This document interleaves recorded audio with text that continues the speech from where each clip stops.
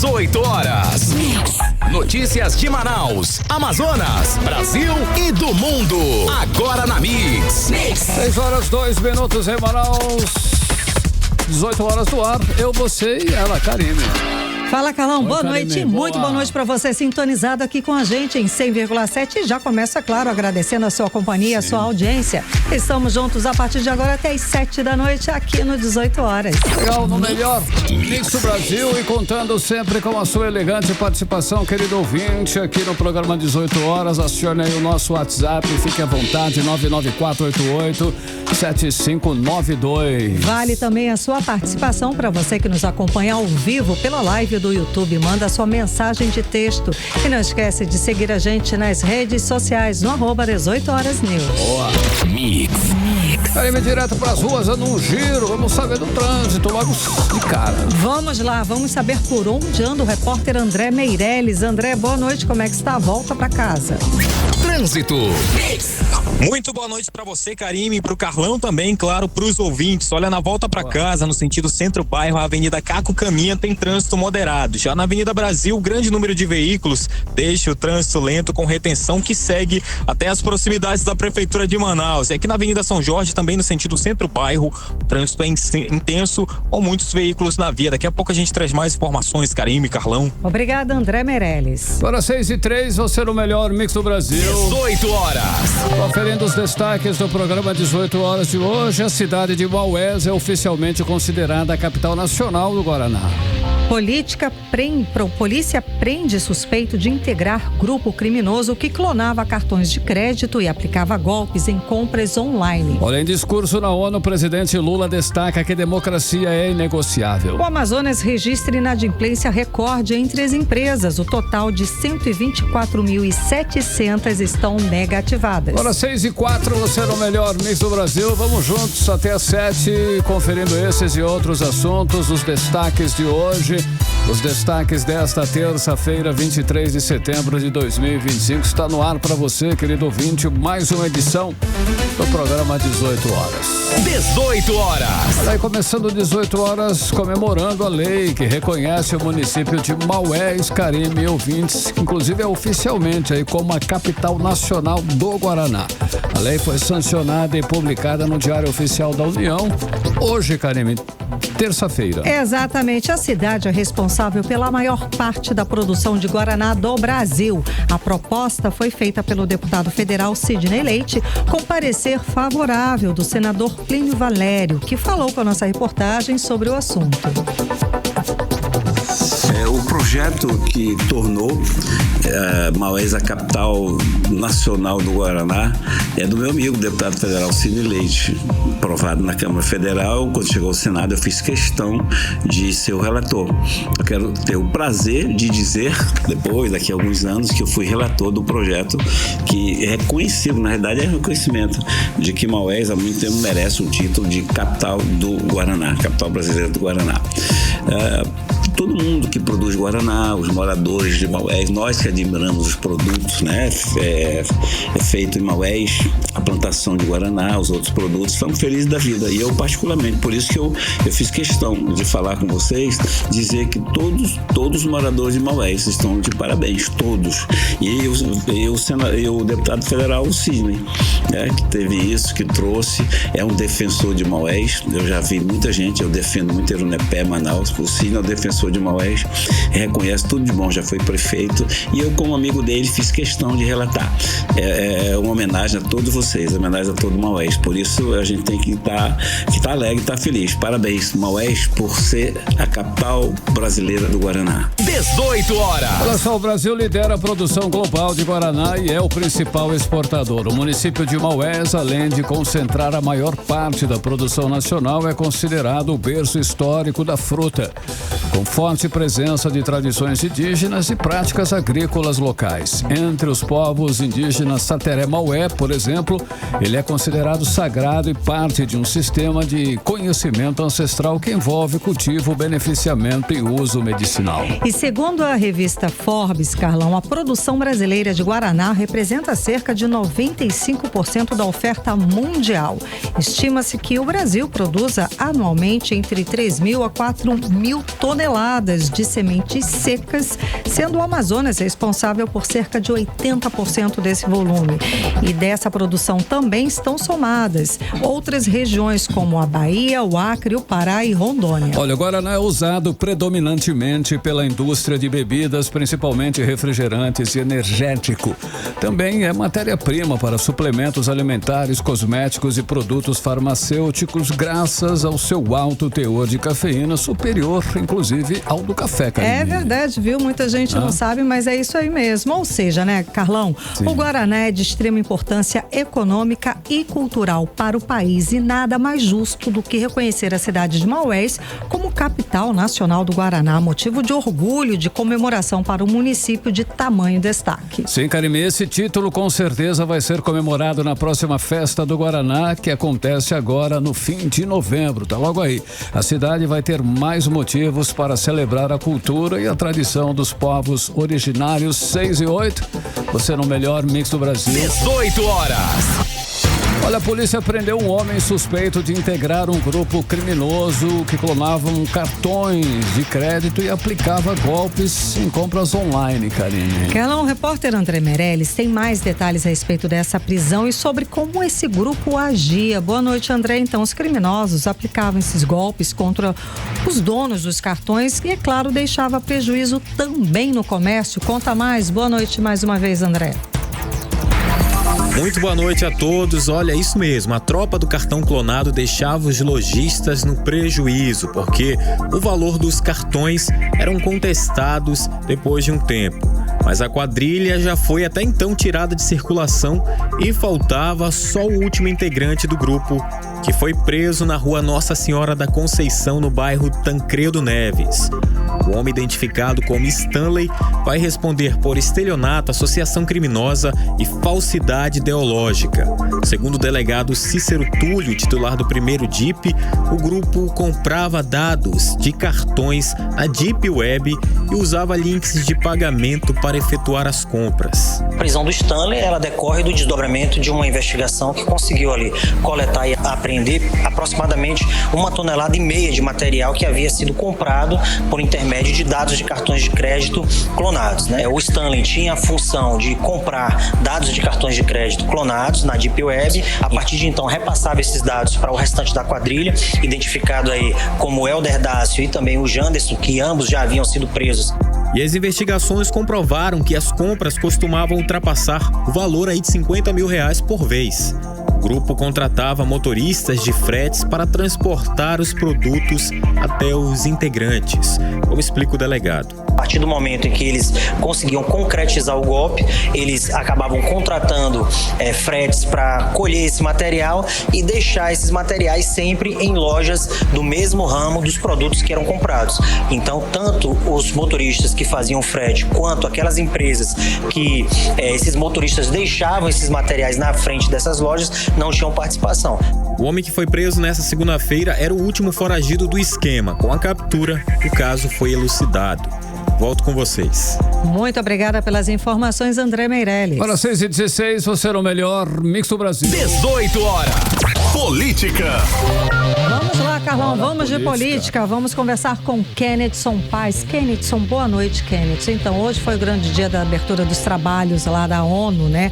E o presidente Lula fez hoje o discurso durante a abertura da Assembleia Geral das Nações, das Organizações das Nações Unidas, mais conhecida, como eu disse, pela sigla ONU. Bom, o presidente afirmou que a democracia é inegociável. Lula condenou também Os ataques ao judiciário, reafirmou a soberania nacional e confirmou o encontro com Trump.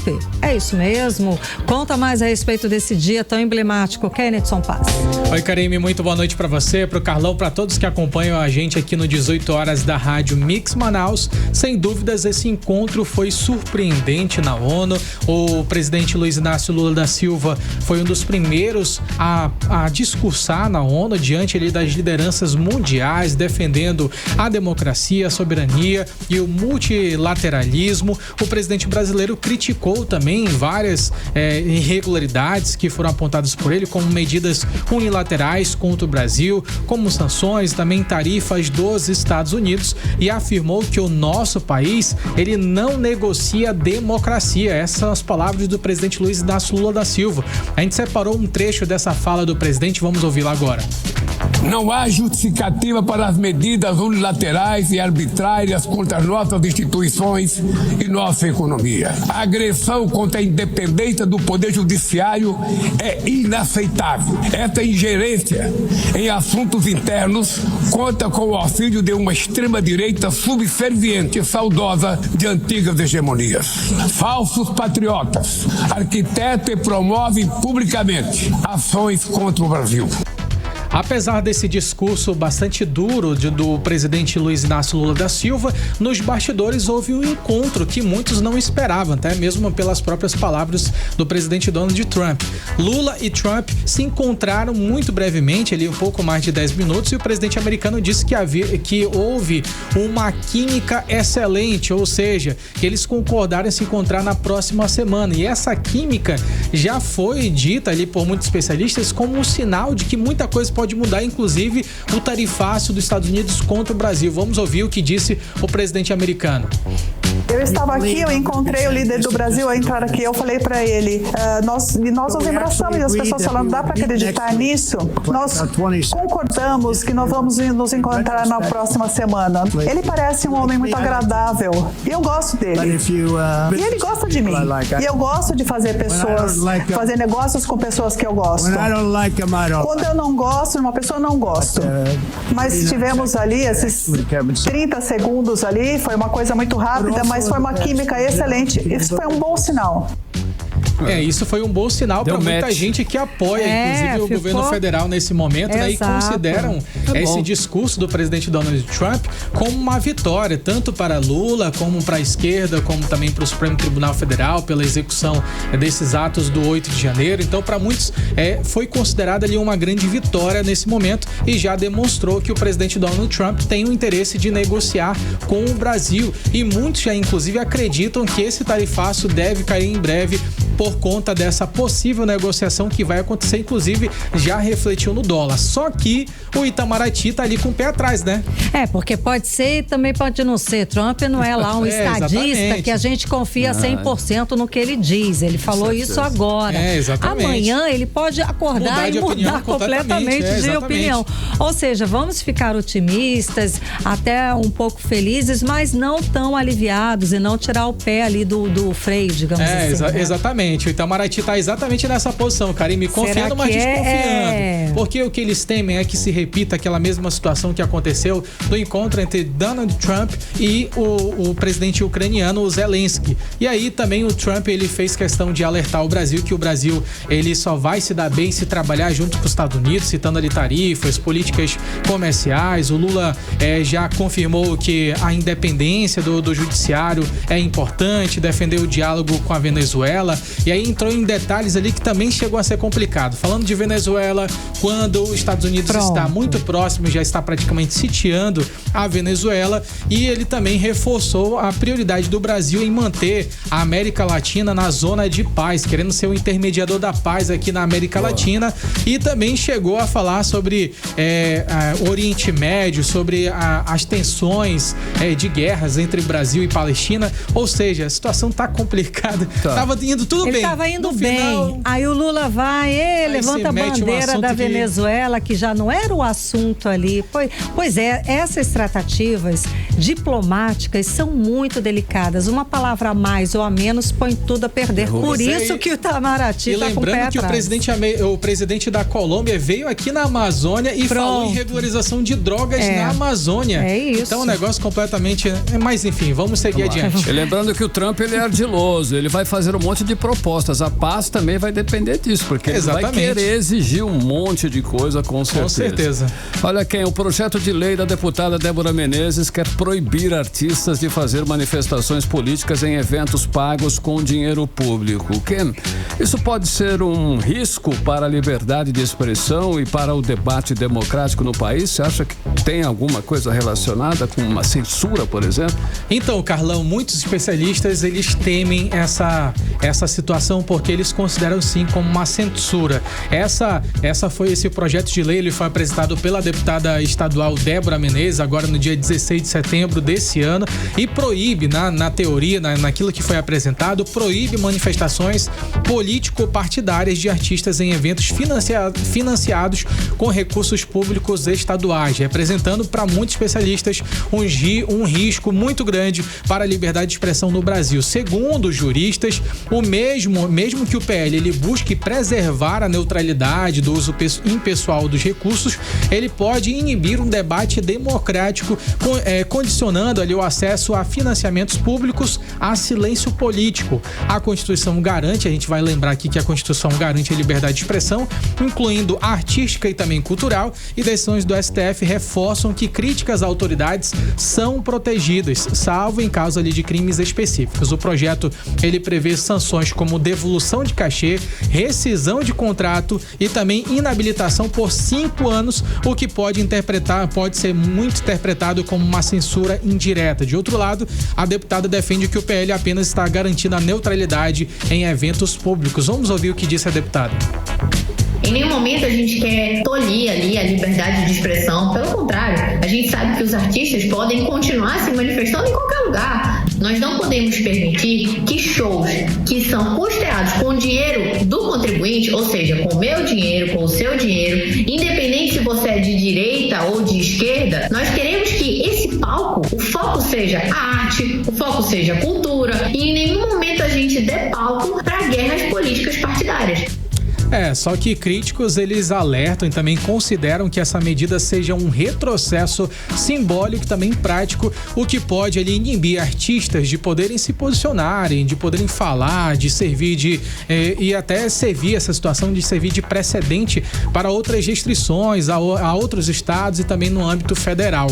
Ou seja, mesmo que essa proposta ela não seja aprovada, a tramitação dela já causa bastante efeito, principalmente negativo, sobre a liberdade de expressão, e alertam muitos especialistas. E nas redes sociais, muita gente fez grandes críticas também à deputada estadual. É uma censura, né? Não precisa disso. Acho que não precisa. Não é necessário. Não é necessário. Não precisa. Há legislação a respeito disso. Se o artista, se qualquer pessoa se manifestar, se posicionar a respeito de alguém, de algum assunto, vai sofrer sanções ou não de acordo com a legislação. Existe Constituição para isso. Agora, você tolir antes, aí parece censura clara, né? Bom, enfim. E muito show é baseado em crítica, né? Mas é artista, Carlão. Exatamente. É artista. Mas você vai calar a boca do artista? Não pode. Vai dizer como ele vai fazer o show dele. Não tem, nem ele sabe, ainda mais ao vivo. A música dele já é um protesto. Pronto, a letra já é. Vamos seguir aqui. O Kenneth, o Supremo Tribunal Federal aprovou a ata do julgamento de Bolsonaro e dos outros réus. Kenneth, agora quais são os próximos passos aí para os recursos e o cumprimento das penas? Por quantas anda esse processo? Vamos lá, ela foi aprovada hoje, essa ata do julgamento de Jair Bolsonaro e de outros 7 réus acusados por tentar dar o golpe de Estado. Com isso, começa agora a contagem de 60 dias para poder publicar esse acórdão, que é um documento ali que registra todos os votos e também o resultado final. Quando o acórdão ele for divulgado, as defesas elas vão ter um prazo de pelo menos 5 dias para poder pedir ali os embargos de declarações, ou recursos que podem ali apontar contradições ou também omissões nos votos, mas dificilmente isso daí muda o resultado do julgamento. No segundo Supremo Tribunal Federal, se os recursos eles forem rejeitados, Bolsonaro e outros réus, eles poderão começar a cumprir a pena. A gente vai relembrar um pouquinho dessa condenação que aconteceu agora, no dia 30 de agosto, muito rápido, parece, já vai fazer quase um mês, né, Carmen? Nem parece, né? A gente estava conversando disso, é muito rápido. Muito rápido. Bolsonaro ele foi condenado a 27 anos e 3 meses de prisão por liderar a organização criminosa, segundo o Supremo Tribunal Federal. E foi a maior pena de todos os réus. O local onde ele vai cumprir a pena vai ser definido pelo próprio ministro Alexandre de Moraes, que é o relator desse caso.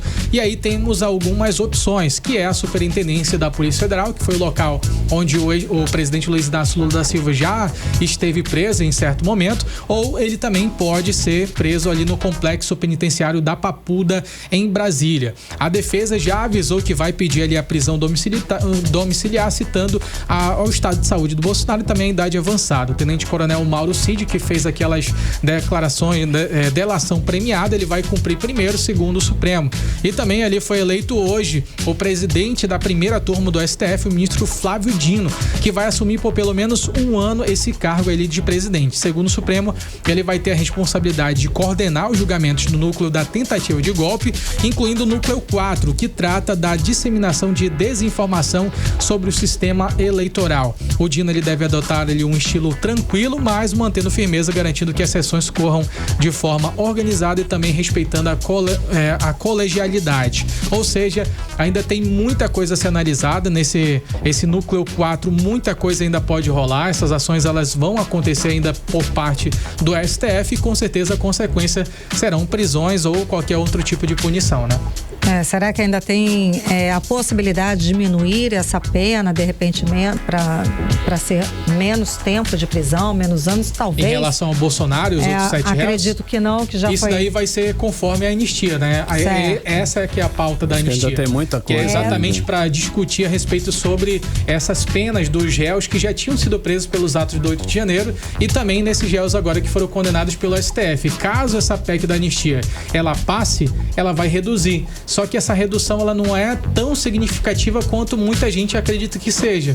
Por exemplo, a mulher que pintou ali com batom estátua, ela ainda assim vai ficar pelo menos 8 anos na cadeia por esse fato. E por isso que muita gente quer essa anistia ampla e geral e restrita. Geral e restrita. Só que isso daí muita gente acredita que não vai passar. Entendi. É muito difícil de passar. Entendi. Muito obrigada pelas informações, Kennethson Paz. Valeu, Kennethson. 6h23, você era o melhor mix do Brasil. 18 horas. E daqui a pouco, aqui no 18 horas, o Amazonas registra inadimplência recorde entre as empresas. O total de 124.700 estão negativadas. É o nosso assunto em instantes. Mix. Às 6h24, vamos dar um giro no trânsito nas principais vias de Manaus. Vamos conversar ao vivo com o repórter André Meirelles. André, antes de você falar sobre o movimento da volta para casa no trânsito, teve ação da Prefeitura a respeito da sinalização de trânsito, não é isso, André? Conta mais pra gente. Boa noite. Trânsito. É exatamente isso, Karime, Carlão, aos ouvintes que estão nos ouvindo nesse momento, muito boa noite a todos. Olha, e aconteceu na Zona Oeste, as avenidas São Jorge do Ipaz ganharam faixas seccionadas, aquele tipo de linha tracejada que orienta o fluxo de veículos e mostra onde é permitido ultrapassar com segurança. Já no bairro Petrópolis, na Zona Sul, 11 ruas receberam faixas de pedestres, sinalização de pare e linhas de retenção. Essa marcação que é fundamental aí para garantir a travessia segura de pedestres e a parada correta de veículos em cruzamentos. Agora, no Japim, o bairro também foi beneficiado com mais de 20 vias contempladas. Toda a operação foi realizada durante a madrugada desta terça-feira para evitar aí os transtornos ao trânsito no horário de pico. Inclusive, a gente vai acompanhar agora a fala do diretor de sinalização viária do IMMU, que é o Instituto Municipal de Mobilidade Urbana, é o Lucas Pimentel, que ele destacou a importância desse trabalho aí, que inclusive serve até para salvar vidas e evitar acidentes. Estamos fazendo um trabalho intenso, diário, de sinalização das avenidas principais, das arteriais, Isso contempla as seccionadas, as faixas de pedestres, as caixas amarelas que a gente chama de mosaico. Reforçamos também a troca, manutenção das placas. 18 horas.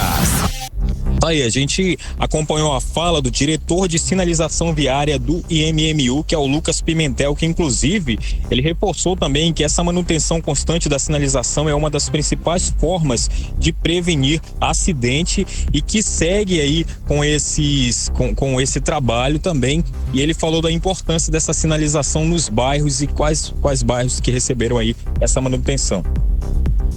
Dentro dos bairros, estamos reforçando as aproximações com as legendas pare e linha de retenção, indicando as vias preferenciais, indicando que o condutor obrigatoriamente tem que parar, para evitar um acidente. E esse trabalho é contínuo, nós vamos fazer diariamente e sem prazo determinado para acabar. 18 horas. Agora sim, Karime e Carlão, a gente vai trazer as atualizações do trânsito aqui pela capital amazonense. Na Avenida Torquato Tapajós, no sentido centro-bairro, o trânsito tem retenção nas proximidades da Igreja Nova Batista, provocada pelo semáforo. No sentido contrário, bairro Centro, o fluxo segue com boa fluidez em todo o trecho, sem registros de ocorrências. Karime e Carlão. Muito obrigada pelas informações, André Meirelles. Para 6h27 em Manaus. 18 horas. Agora vamos de tempo e temperatura, previsão de tempo com ela, Vanessa Lima. Previsão do tempo. Boa noite, Karime, Carlão. E a todos que acompanham a previsão do tempo aqui com a gente no 18 horas, terça-feira, daquele jeito, Aquele jeito amazônico de calor intenso durante o dia, a sensação de abafamento e umidade lá em cima. Para a noite, o céu fica parcialmente nublado, com temperaturas em torno dos 26 graus e temos uma pequena possibilidade de sereno ou chuva leve para encerrar a noite dessa terça-feira. E agora vamos falar sobre o clima de amanhã, 24 de setembro, quarta-feira. Segundo o Clima Tempo, a quarta começa com sol entre nuvens, calor crescente e termômetros chegando aos 34 graus logo no comecinho da tarde. Durante a tarde, o calor continua, mas as nuvens vão ganhando espaço e ficamos naquela dúvida: será que chove? Mas, infelizmente, as chances de pancadas de chuva são muito baixas e quase nulas, então não irá chover. À noite, o calor dá uma trégua, o céu fica parcialmente nublado e existe uma pequena possibilidade de chuviscos isolados para encerrar a noite dessa quarta. A temperatura varia entre mínima de 25 e máxima de 34 graus e a umidade relativa do ar fica em torno de 56 a 89%. Muito obrigada, Vanessa Lima. Legal, Vanessa, 6h28. 18 horas. Olha, no Amazonas, mais de 1.300 pessoas adoeceram por consequência de doenças causadas por vírus respiratórios, Karine. Carlão, além disso, 58 pessoas já morreram só esse ano em consequência dessas doenças. A repórter Odineia Araújo traz pra gente mais detalhes a respeito desse levantamento desses números. Então, Odineia, apesar do número alto, houve sim redução em relação ao ano passado, inclusive redução de mortes, não é isso? Sim, os números diminuíram. De janeiro a setembro desse ano, foram 1.364 casos associados a vírus respiratórios contra 1.597 do mesmo período do ano passado. Isso representa uma queda de quase 15%. E os números melhoram quando falamos de mortes. Foram confirmadas 58 mortes em 2025, uma redução de quase 24% em relação ao ano passado, que teve 76 registros de óbitos por problemas respiratórios aqui no Amazonas. Os números foram atualizados pela Fundação de Vigilância em Saúde do Estado, conforme o diretor de Vigilância Epidemiológica da FVS, Alessandro Melo. A Fundação de Vigilância em Saúde, ela realiza o monitoramento dos vírus respiratórios e emite semanalmente o boletim, o CARD, de vírus respiratórios. Chama a atenção o CARD que foi disponibilizado, onde ele coloca 58 óbitos, mas esses 58 óbitos, eles são ao longo do ano. Então, na maioria dos casos, nós tivemos óbitos que já ocorreram no passado, que não estão relacionados com a transmissão do vírus hoje. Lembrando que os vírus respiratórios, eles têm uma circulação, uma transmissibilidade de 7 a 10 dias. Para isso, nós destacamos no nosso CARD as últimas 3 semanas. Então, nas últimas 3 semanas, semana nós tivemos, infelizmente, um óbito de uma criança de 1 mês vinda do município de São Gabriel. E ao contrário do que se pensa, a Covid-19 foi a principal causadora das mortes por problemas respiratórios esse ano. Foram confirmadas 25 mortes por Covid, 22 por influenza A, 5 mortes por rinovírus, 3 por vírus sincicial respiratório, 2 por influenza B e 1 morte por parainfluenza. O levantamento também aponta que os bebês com menos de 1 ano foram os mais afetados nas últimas semanas, seguidos pelas crianças de até 4 anos. Já entre os vírus mais encontrados nas amostras da população, o destaque ficou para o rinovírus, responsável por mais da metade dos casos recentes. É o que ressalta o diretor de Vigilância Epidemiológica da FVS, Alessandro Melo. Então é importante frisar o quê? O risco dos vírus respiratórios para os extremos de idade, para as crianças, principalmente para os bebês e para os idosos, tá? Então, quanto mais idoso, a gente pode ter uma deficiência no sistema imunológico. Por isso é importante estar em dia com a sua vacinação. Hoje está disponível a vacina do Covid em toda a rede pública. Você pode procurar uma unidade básica de saúde para se vacinar. Os cuidados continuam sendo a melhor forma de prevenção diante de qualquer sinal de gripe. Volto com vocês. Muito obrigada pelas informações, Odinei Araújo. É sempre bom lembrar, né? A única cura é a vacina, né, Carlão? Sem dúvida. Agora 6h32, você no melhor mix do Brasil. 18 horas. Entrevista do dia. Na entrevista do dia de hoje, vamos falar sobre aposentadoria e novas regras. Vamos conversar com a diretora-presidente da Manaus Previdência, Daniela Benayon.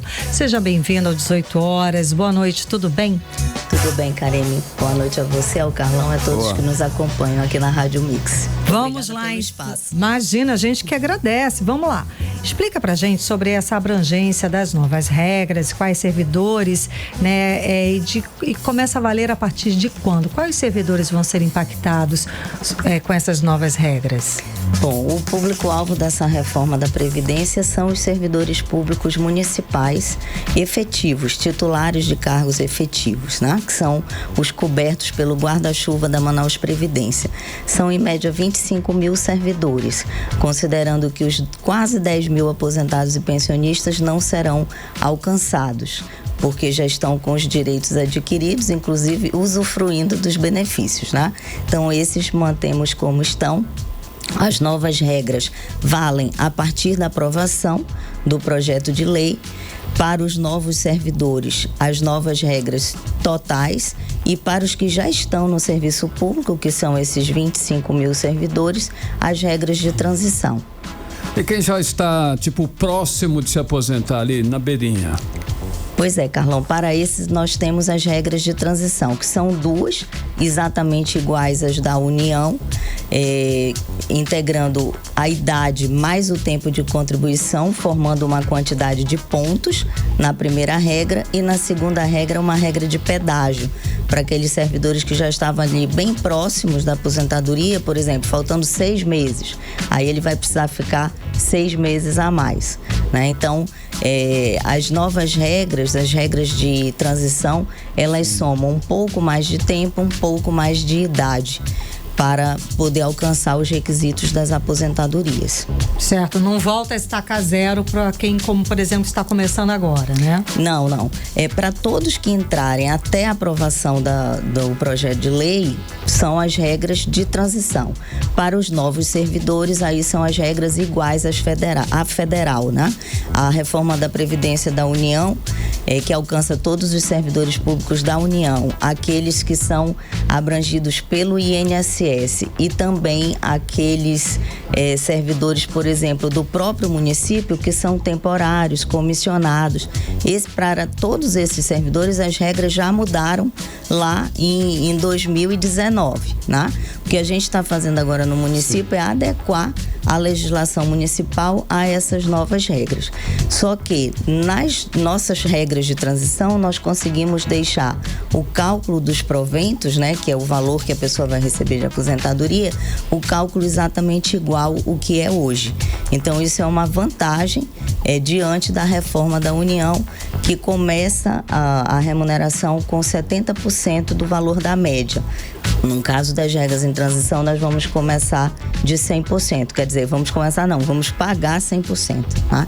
Então, isso eu reputo como uma vantagem da reforma da Previdência Municipal em relação à federal. E esse cálculo da aposentadoria, dessa nova aposentadoria, já adiantou pra gente um pouco, né? Existe uma estimativa de redução média com cerca de 30% em comparação com as regras atuais? Pois é, aí é que tá uma certa confusão. Não é uma redução de 30%. É que nas novas regras, para os servidores que entrarem no serviço público após a aprovação, né?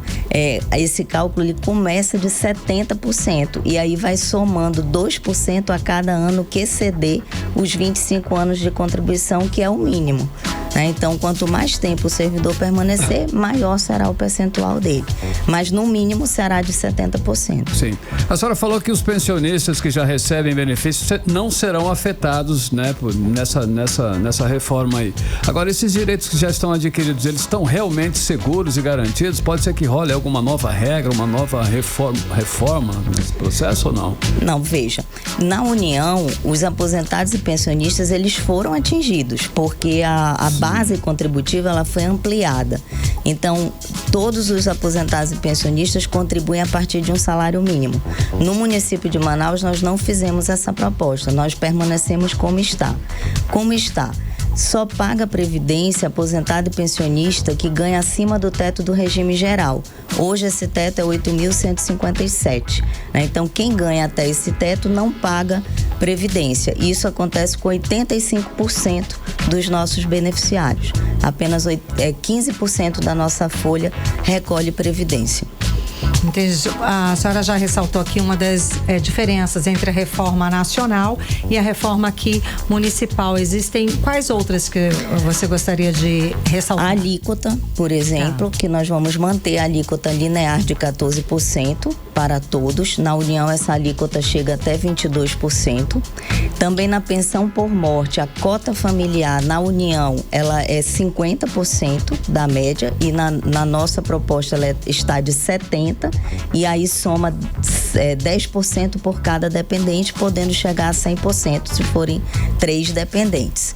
Né? Os direitos adquiridos, conforme o Carlão já perguntou também, estão preservados, não há hipótese, o direito adquirido ele é preservado na Constituição Federal, então não há hipótese deles serem afetados. As pessoas que já recebem abono de permanência permanecerão recebendo, já têm os direitos adquiridos às regras atuais, também não serão afetados, que é cerca de 1.500 servidores. Então, nós procuramos fazer o melhor possível dentro do que cabia no orçamento e nas previsões para os próximos anos, né? Boa. E os valores de contribuição de servidores ativos, eles serão alterados ou continuarão mesmo? Não, continuarão em 14%, que já é o percentual de hoje. Okay. Nem de aposentados, não vai alterar nada? Não, a alíquota de servidor não vai alterar.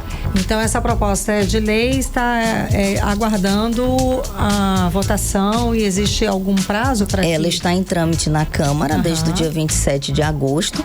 Nós já fizemos lá 3 audiências públicas. Temos um prazo em curso que é até o dia 25, até amanhã, até depois de amanhã, no caso, quinta-feira, para os representantes sindicais apresentarem propostas de emenda. Essas propostas serão analisadas em conjunto, né, Manaus Prev e Câmara, e serão encaminhados os próximos passos, né, as votações nas comissões, para depois então ir ao plenário. Boa. Ótimo. Para finalizar, quem tiver alguma dúvida, pode procurar que órgão, algum site, telefone, o que faz? Bom, nós temos o call center da Manaus Previdência, que é 31868000. Temos também o Instagram, colocamos um destaque com o nome de Reforma Prev. Lá estarão todas as entrevistas disponíveis e também o link de acesso ao projeto de lei com o estudo atuarial. E no próprio site da Manaus Previdência também notícias notícias, temos disponibilizado o estudo atuarial e o projeto de lei. As informações todas lá? Todas as informações lá, e nós ficamos à disposição pelos diversos canais. Caso os segurados queiram registrar questionamentos, nós responderemos a todos. Boa. Muito obrigada pela sua presença, esclarecendo essas diferenças aqui pra gente. Eu que agradeço. Ótima noite, boa noite. Conversamos com a diretora-presidente da Manaus Previdência, Daniela Benayon. Agora 6h40, você no melhor mix do Brasil. 18 horas. Economia. Agora, conferindo os indicadores econômicos de hoje, o dólar fechou em forte queda de 1,10%, cotado em R$ 5,27. Só esse em 2025 a moeda americana caiu 14% e, segundo analistas, a tendência é que desvalorize mais até o fim do ano. O euro fechou em queda de 0,94% aos R$ 6,23 e o Bitcoin fechou em queda de 1,45% aos R$ 591.578. E o Bovespa fechou em alta de 0,91% aos 146.424 pontos. E levantamento da Serasa revela que o Amazonas registrou no mês de julho o total de 124.700 empresas negativadas. É um recorde histórico da inadimplência. Juntas, elas acumulam mais de R$2 bilhões em dívidas. A economista Denise Cassama avalia o principal motivo dessa questão. Vamos ouvir. Boa parte do aumento do endividamento se dá por conta dessa política de juros, né? Então, com uma taxa Selic a 15%, tendo com a tendência de sua manutenção pelo menos até o fim do ano, é evidente que quem já está endividado vai ter a sua dívida aumentada cada vez mais, inclusive o governo, que tem a dívida pública. 18 horas. Olha, ainda segundo o economista, o setor mais prejudicado foi o de serviço. Vamos ouvi-la novamente. O setor de serviços foi o que mais precisou se recompor no período pós-pandemia. Então, ele cresceu exponencialmente, principalmente 2023, 2024, que foram os anos pós-pandemia, tendendo a se estabilizar a partir de 2025. Mas é evidente, né? A recomposição necessita de recursos. Às vezes o empreendedor recorre ao banco, entra no cartão de crédito, aí com juros altos não consegue pagar e encontra esse cenário aí de endividamento. 18 horas. Os dados nacionais mostram que pelo 7º mês consecutivo a inadimplência das empresas bateu recorde da série histórica e chegou em julho aos 8 milhões de CNPJs. Nessa situação, um aumento nacional de 1,1 milhão em comparação com julho do ano passado. Ainda segundo a economista Denise Cassama, esse resultado é o resultado da política de juros altos do governo federal. Vamos ouvir mais uma vez a economista. É complicado porque essa é a realidade, uma política de juros alta que penaliza principalmente aqueles que ganham menos, aqueles que estão na atividade empreendedora, e uma vez endividado com os juros altos entra numa bola de neve que fica muito difícil de sair. Eu sou crítica a essa política porque ela tem se demonstrado desde o governo anterior ineficaz no combate à inflação, né, que continua acima do parâmetro, mas agora eu penso também que precisa ser discutido esse parâmetro de inflação de 3%, se ele não está impondo um sacrifício muito grande para a população, sob risco de nós enfrentarmos uma desaceleração econômica daqui para frente. 18 horas. Agora são 6h44. Você no melhor mix do Brasil. Vamos seguir agora com um alerta na saúde. Profissionais da saúde terceirizados de Tabatinga vão para o 3º mês sem receber, Karime. Carlão, nós já inclusive já trouxemos essa denúncia aqui, né? A UPA de Tabatinga, exato, é a única unidade médica que atende lá na região do Alto Solimões. Ela atende em alta e média complexidade. unidade, ou seja, atende cerca de 100 mil pessoas daquela região. O repórter Kennedson Paes está acompanhando o assunto e traz agora mais atualizações a respeito do caso. Kennedson, boa noite. É um assunto recorrente, é uma situação muito precária lá no interior, não é isso? Exatamente, Karine. Me dá até tristeza de falar sobre saúde em nosso estado do Amazonas, porque a gente vê uma realidade tanto na capital como também no interior do estado do Amazonas, e quanto mais nós falamos sobre distância da capital, a gente percebe que o problema fica ainda mais grave. E a situação da saúde no Alto Solimões é de completo abandono. Profissionais da UPA, da Unidade de Pronto Atendimento de Tabatinga, entre eles enfermeiros, técnicos de enfermagem, radiologistas, estão à mesa ali sem receber salários, 3 meses de trabalho sem qualquer previsão de pagamento. Imagina você que trabalha, você que está ouvindo a gente aqui, acabou de sair do trabalho, ou você que ainda está no trabalho ouvindo essa reportagem, e você saber que não vai mais receber e sem ter nenhuma previsão, sem o patrão falar, olha, eu vou poder pagar tal dia. Isso não acontece com os profissionais da saúde lá em Tabatinga. Eles ficam nessa incerteza. Aí eu fico me perguntando saber como é que essas pessoas conseguem sobreviver. Gente, imagina, como é que você paga a luz, água, aluguel, cesta básica, como é que você coloca a comida na mesa? São terceirizados. E quem está dando o calote, quem está atrasando esse pagamento é o governo do estado do Amazonas. A gente sabe que o último repasse que ele fez para essa empresa foi em dezembro do ano passado, e desde lá a empresa terceirizada está pagando, está honrando o salário desses trabalhadores com o próprio dinheiro. Só que numa hora esse dinheiro acaba. E o governo do estado do Amazonas ainda não quitou essa dívida, não é isso, Ken? Exatamente, Karine. E quando esse empreendedor ele precisa tirar do caixa dele, do caixa pessoal, daí que a situação começa a se complicar, porque de onde se tira não se coloca, vai acabar entrando em um estado de colapso. Exatamente o que acontece. E, infelizmente, em relação à saúde pública, já houve diversas denúncias, de inclusive parlamentares, a respeito sobre essa situação de contratos que não estão sendo cumpridos de forma correta, e com isso tem resultado nesse colapso na saúde pública do nosso estado do Amazonas. Em relação a Tabatinga, nessa unidade são mais de 100 mil pessoas atendidas ali naquela unidade de pronto atendimento, gente que sai de casa, enfrenta plantões pesados e mesmo assim tem que voltar para casa sem ter o básico, que é para poder sustentar a família delas. E aí o deputado Wilker Barreto, que já esteve naquela região, ele confirmou esses depoimentos de trabalhadores que já vinham denunciando essa situação, só que agora chegou também no limite, já não tem salário, não tem nada, então agora esses profissionais também estão querendo paralisar as atividades agora no dia 25. Vamos ouvir agora um trecho do que falou o deputado estadual Wilker Barreto.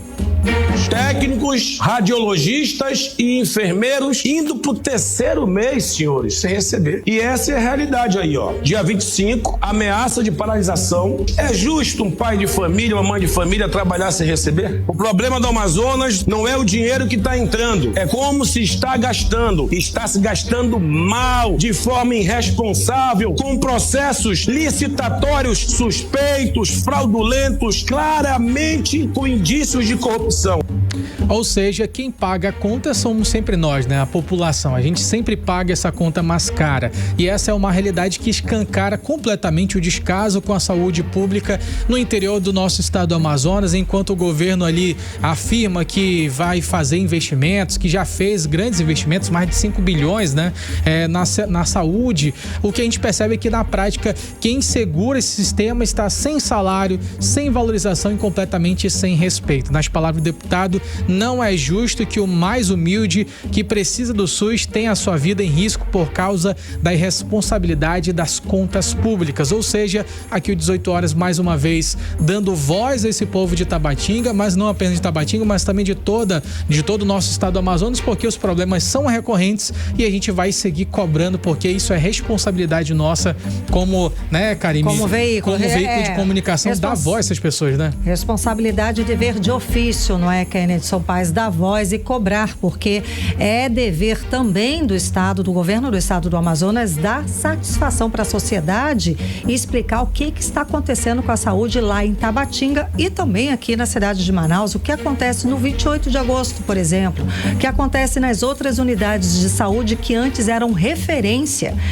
E antes eram referência e hoje a gente não vê leito, a gente vê todo tipo de precariedade no atendimento ao público. São unidades, exato, que estão sucateadas. Essa é a palavra, Carlão. Ou seja, seguimos aqui, não é, Kennedson Paes, aguardando o posicionamento e a resposta da Secretaria de Saúde do Estado do Amazonas e do governo do Estado do Amazonas para explicar, para dar sim a satisfação para a população do que está acontecendo e mais. Nesse caso, sinalizar quando essa terceirizada da saúde lá da UPA de Tabatinga, que atende a mais de 100 mil pessoas no Alto Solimões, quando esses profissionais vão finalmente receber seus salários. Muito obrigada pela apuração, pelas informações, Kennedson Paes. Para 6h50, você no melhor mix do Brasil. 18 horas. Eu quero meter uma boa notícia no campo da cidadania no Amazonas. 475 eleitores trans, travestis e transexuais já incluíram o nome social no título de eleitor até 1º de setembro, segundo o Tribunal Regional Eleitoral do Estado. Exato, Carlão. Essa inclusão garante que essas pessoas sejam chamadas pelo nome que preferem durante todo o processo eleitoral, respeitando a sua identidade de gênero. A medida é prevista pela resolução do TSE, que permite usar o nome social para quem não fez a retificação do registro civil. E desde 2018, eleitores podem incluir o nome social no título e nas listas de votação da sessão eleitoral. O uso do nome social cresce a cada eleição. Em 2024, 485 pessoas votaram com seu nome social aqui no Amazonas, contra 469 em 2022. Um avanço importante para promover dignidade, respeito e facilitar o exercício do voto. Olha, para incluir o nome social, basta acessar o autoatendimento eleitoral no site do TSE ou ir a qualquer cartório eleitoral do Estado. Menores de 18 anos podem fazer a solicitação apenas com a autodeclaração, sem documentos adicionais. 6h52, você no melhor mix do Brasil. 18 horas. Olha só, Manaus foi escolhida como exemplo nacional em saúde preventiva no mais recente ranking de competitividade dos municípios. Exato, Carlão. Realizado pelo Centro de Liderança Público, o levantamento revelou que Manaus alcançou o primeiro lugar entre todas as capitais do Brasil em cobertura vacinal.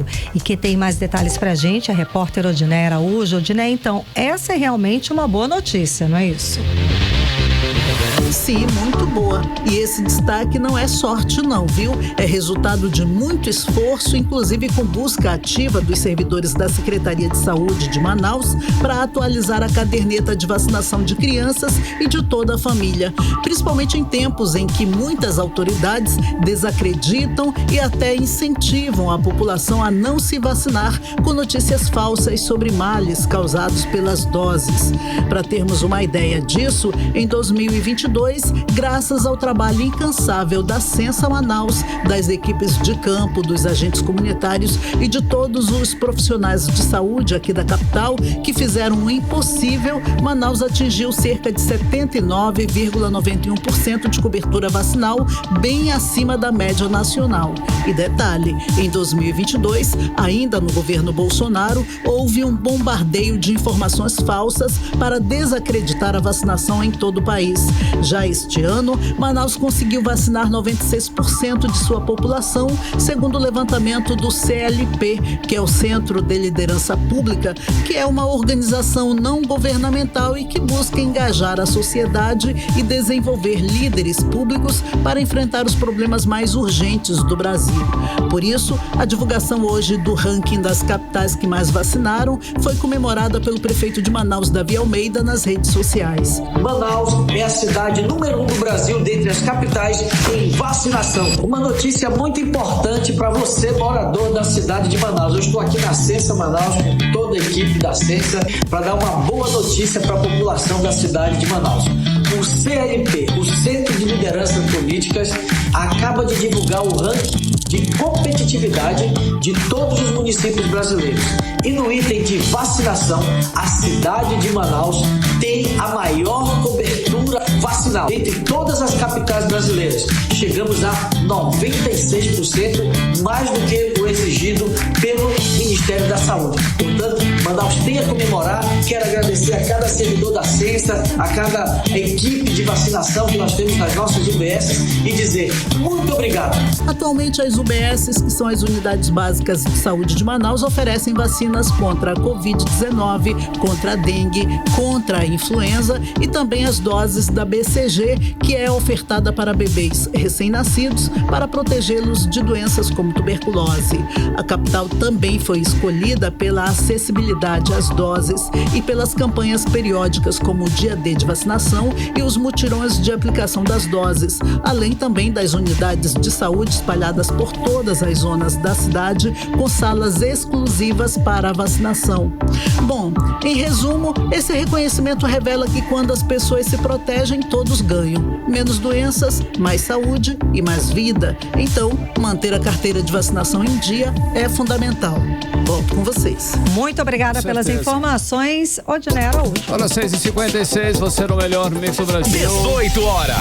Olha só, hein? Agora uma notícia que mostra como o Brasil está viajando e muito. O turismo nacional bateu recordes e movimentou cifras impressionantes esse ano, cara. Exatamente, ó. Entre janeiro e julho, o setor faturou mais de 127 bilhões de reais, o maior valor da história, um verdadeiro boom de viagens pelo país. Olha, o transporte aéreo também decolou com recorde de passageiros e faturamento, enquanto o rodoviário seguiu firme no embalo e tem estado brasileiro que disparou, inclusive, no crescimento, Karine. Carlão, o Amazonas é o terceiro da lista dos estados mais procurados para o turismo nacional, sabia? Boa. E quem conta mais detalhes a respeito do assunto pra gente é Vanessa Lima. Então, Vanessa, o que está por trás aí desse sucesso? O que a gente pode esperar para os próximos meses? Boa noite, Karime, Carlão e ouvintes. O turismo brasileiro está voando alto e batendo recordes. Entre janeiro e julho desse ano, o setor faturou nada menos que 127,7 bilhões. Só em julho, mês das férias escolares, foram 19,7 bilhões, um crescimento de 4,3% em relação ao mesmo período do ano passado. Ou seja, as malas realmente saíram do armário e os brasileiros caíram na estrada e nos aeroportos.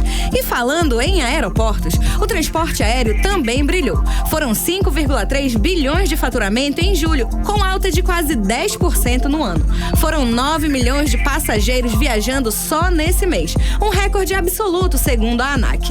O transporte rodoviário não ficou para trás, crescendo 5,3% em comparação a julho de 2024.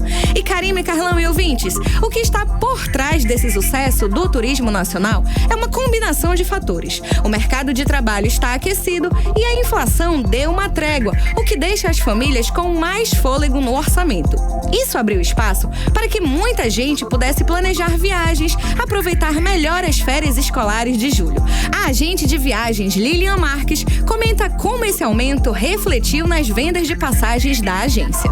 No mês de julho sentimos aí um crescimento relevante na área de turismo, tivemos aí uma demanda crescente, as viagens passaram a fazer parte dos planos em família, talvez pela facilidade da forma de pagamento, que hoje você consegue viajar pagando no cartão à vista ou no boleto sem burocracia.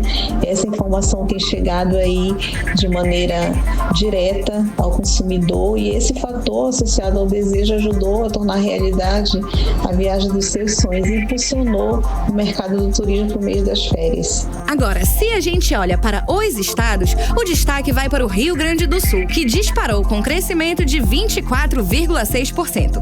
Logo atrás vieram Mato Grosso do Sul, Amazonas e Ceará, todos com altas expressivas. Mas nem tudo foi festa. Minas Gerais, Santa Catarina e Tocantins registraram quedas no setor. E a expectativa continua positiva, hein? Se julho foi impulsionado pelas férias escolares, os próximos meses devem ganhar força com a retomada das viagens corporativas. Então, o turismo turismo brasileiro está vivendo um momento histórico e tudo indica que ainda tem muito chão e muito voo pela frente, hein? Volto com vocês. O bacana é que o Amazonas está em terceiro nesse ranking.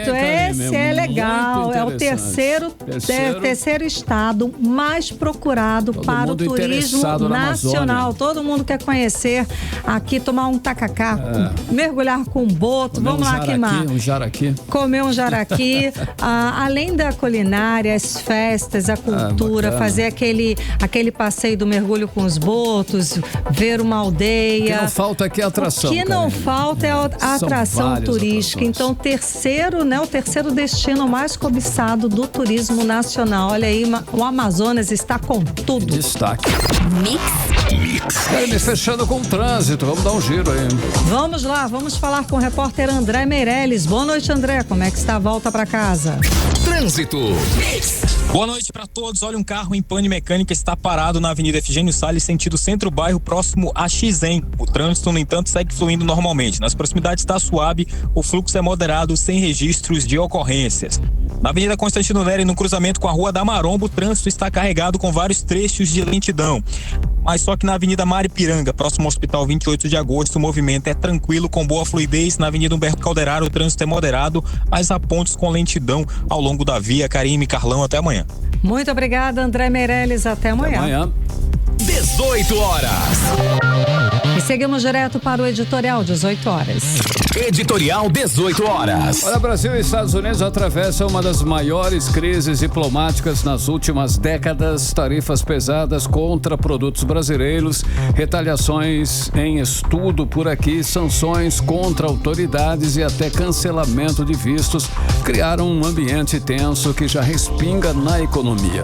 Mas hoje surgiu uma cena inesperada nos corredores da ONU. Uma conversa rápida, quase improvisada, entre os presidentes Lula e Donald Trump. Pequena no tempo, mas grande no simbolismo. Esse gesto pode abrir uma fresta de diálogo onde antes só havia o confronto. Se o encontro se transformar em ponte, pode ser o início da descompressão dessa crise.